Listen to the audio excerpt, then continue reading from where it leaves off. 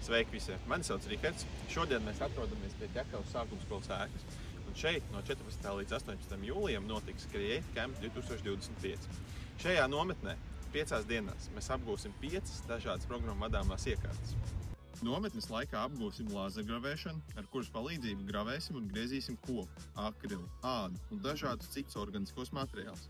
Plotergriešana, kur mūsu digitālā rasājuma līnijas tiks pārvērstas uzlīmēs un trafaretos, kurus veidosim no plēvēm un dažādiem papīļiem.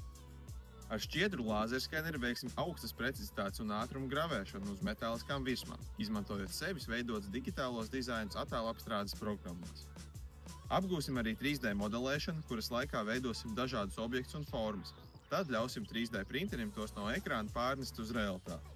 Un visbeidzot, CNC frēzēšana. Šis ražošanas process un iekārta ļauj apstrādāt pat viscietākos materiālus. Arī šeit darbs būs ar 3D modelēšanu, tomēr šajā gadījumā vadoties pēc mūsu uzstādījumiem iekārta apstrādās metālus, veicot tajos urbumus un iegriezumus.